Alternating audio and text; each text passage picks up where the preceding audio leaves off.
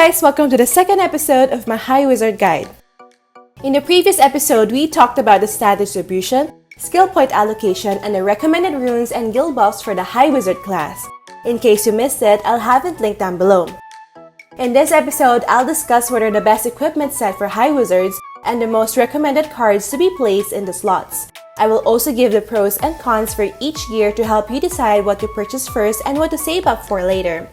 Take note that I did not include cards that can be obtained from minis and MVP boss monsters, as those are very rare and expensive to buy. Since this is a detailed video, I'll have timestamps down below for each category. Before we begin, remember that this guide are only recommendations and it's still up to you which equipment to choose for your character. Equipment builds vary from player to player as it depends on a variety of factors such as spending capacity, luck in getting enchantments, and personal preference. Alright, without further ado, let's begin. For the equipment build, you need to prioritize getting gears that increase magic attack, as you need to one-hit kill monsters for increased farming income. After unlocking the Meteor Storm runes, you should then start obtaining equipment that reduce casting time. Also, in preparation for future episodes, you should be saving up for items that ignore magic defense. You will need these items when farming as a warlock, since higher level mobs have high magic defense stats. First, let's talk about weapons. Starting out as a mage, one of the ones that you may use is the Survivor's Rod, as it is cheap and gives high magic attack. This can be easily crafted from the Equipment Craft NPC in Geffen using 15 coal and 240 garlet. As your character progresses in the game, save up for materials needed to upgrade this staff to tier 3 for higher int and magic attack stats. Adding another slot is optional since this is not your endgame weapon. You may keep using Survivor's Rod until you can use Meteor Storm for farming.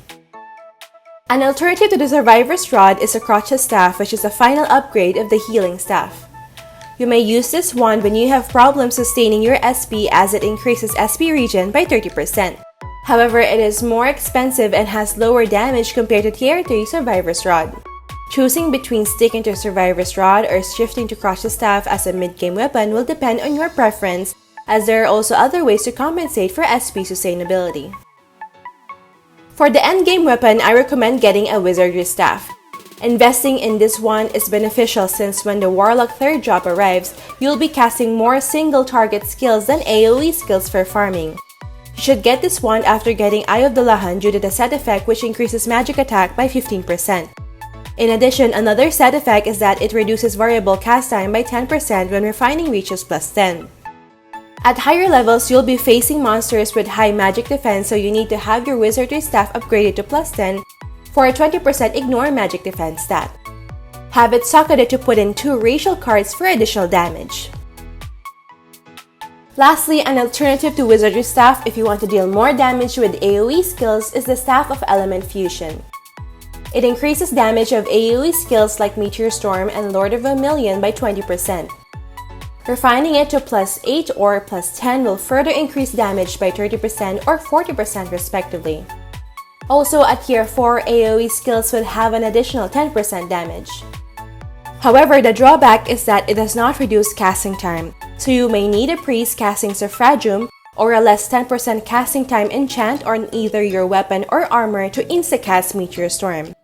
I have made an entire video dedicated on maximizing Meteor Storm. If you want to check it out, I'll have the video link down below. As for the weapon cards, only cards that increase damage on certain rays apply on magic damage. Using element or size cards will not affect the damage of wizard skills. The most important racial cards to get are the Peko Peko Egg card, since it increases magic damage to formless rays by 15%.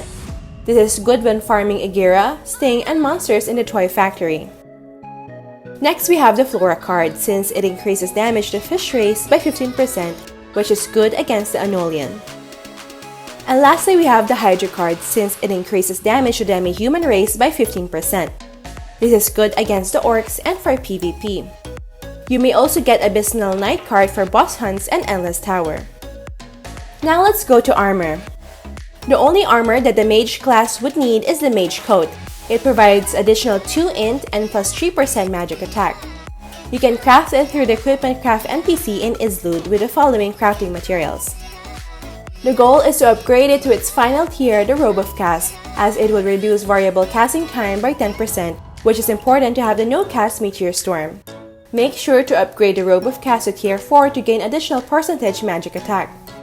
As for armor cards, the most recommended card to put in the slot is the Aghav card.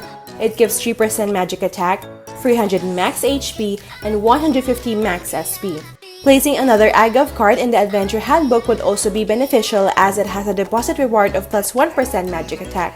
You can craft Aghav card from the King Pouring NPC using one of each of the following cards: Gearth card, High Orc card, Dukebi card, Kobold Archer card, and Wind Ghost card. I highly suggest crafting Aghav card as it is cheaper than buying it from the exchange. Now let's go to the garment. The only garment I recommend getting right now is a Staunch cape due to its set effect with the Staunch shoes that reduces casting time by 10%. There is no need to upgrade it to higher tiers since it does not give additional magic attack nor reduce casting time. As for the garments, you can inlay your Staunch cape with Wild Rose Star card, which gives plus 2 int. You may also get a Marionette card and deposit it into your Adventure Handbook to get a 10% increase in Napalm Vulcan damage, which will be very useful when farming Agiras. Next, let's talk about Footgears. As mentioned previously, getting Staunch shoes would be prioritized due to its set effect with the Staunch cape that reduces casting time by 10%. Similarly, there's no need to upgrade it to higher tiers. When the 3rd job Warlock arrives, it would be good to replace the Staunch shoes with Crystal Pumps. This because of its set effect with Wizardry Staff tier 8, Robe of Cast tier 8, and Eye of Dullahan tier 8 that reduces variable cast time by 5%, increases magic damage by 3%, and ignores magic defense by 3%. As for the Footgear cards, I suggest getting any of the following cards: Agira card which increases int by 2 and SP regen by 5, Black Witch Star card which gives plus 20 magic attack, plus 2 Vit and plus 2 int, or a Sohi card which boosts max SB by 15% and SP regen by 2. Now we'll proceed with the offhand equipment. The Orleans server is a must for high wizards, especially if using Meteor Storm for farming. This because of its set effect with the Orleans gloves that reduces variable cast time by 20%. Another good offhand item is the Sacrifice Book, which is the final tier of the Magic Bible. What's good about this item is that it ignores magic defense by 30%, which will be really good when the Warlock class arrives. In addition, upgrading it to tier 4 increases magic attack by 0.5 points for every 1% ignore magic defense stat.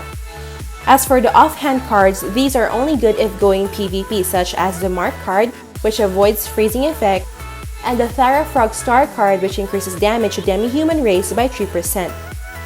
Now let's go to accessories.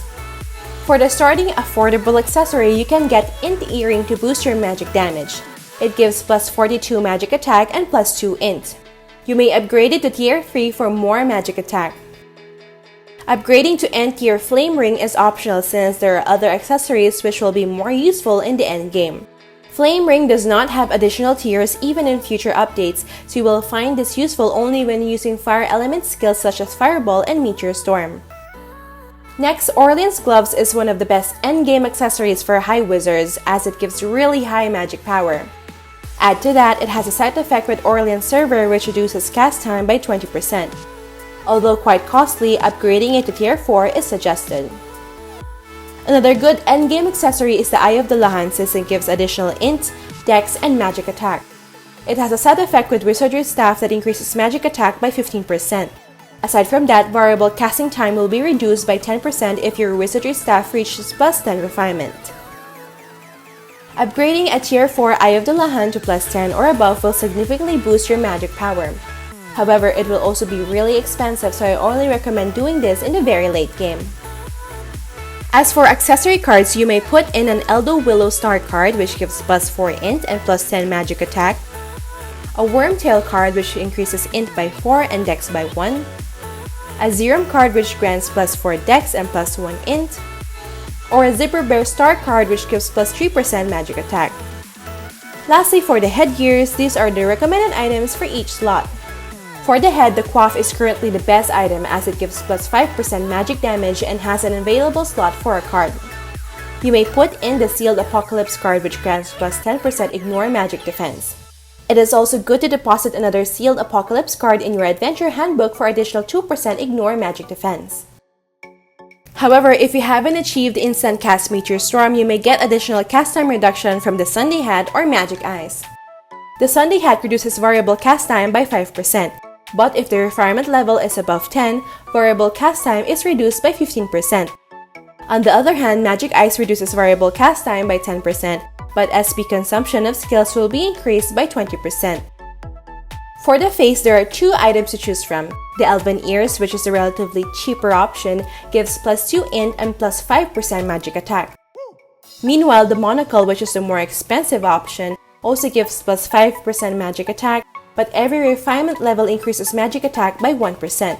Between the two, the Monocle is more suitable as an endgame face equipment since it gives higher percentage damage with higher refinement. The only mouth item that is recommended for high wizards is the Angry Snarl. The less 10% variable casting time it offers is very useful in achieving a no-cast Meteor Storm.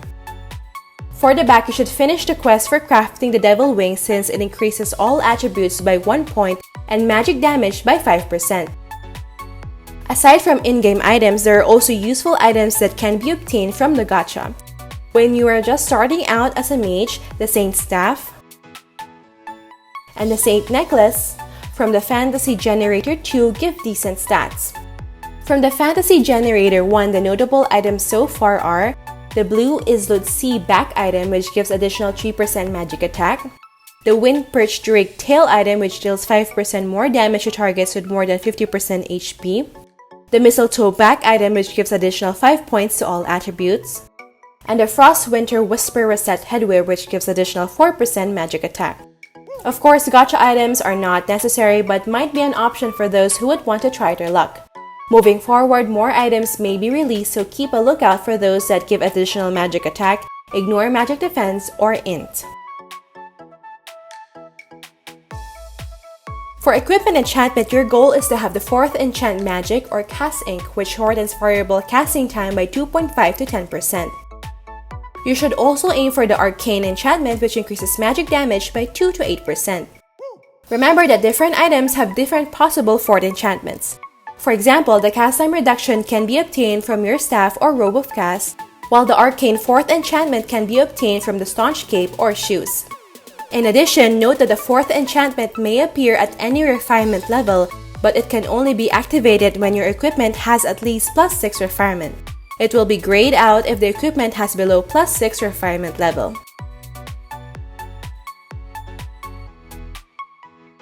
Lastly, let's talk about pets. Pets are very important as they help you in combat. At the same time, they give their owners useful stats. Let's take a look at the suitable pets for high wizards that you can choose from. First, we have the Lunatic. The Lunatic is a really nice pet for beginners because the Rainbow Carrot taming item is quite cheap and you only need a few to catch one. What makes a Lunatic a fitting pet is that it has a skill which gives the owner additional refined magic attack and SP.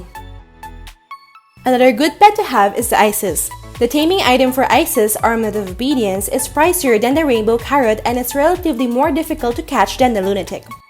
However, what's good about this pet is that it can give up to 5% cast time reduction at max level, which can help in attaining a no-cast Meteor Storm. Lastly, we have the Sohi. It's also a lovely pet to hatch due to its passive skill that gives 40 magic attack and 10% SP regen speed at max level. However, the drawback is that the Silver Knife of Chastity taming item is not that cheap. If you're having trouble catching pets, I have a pet catching guide which can help you get a 100% catch rate. If you want to check it out, I'll have the video link down below. Alright, so far we discussed all the various equipment, cards, enchantments, and pets. In my next and final video for this series, I'll discuss leveling tips and farming spots for high wizards. Alright, that's it for this video guys. Don't forget to like if you enjoyed watching this guide. If you're new here, I would love for you to consider subscribing by hitting the red subscribe button down below. I would love to have you back.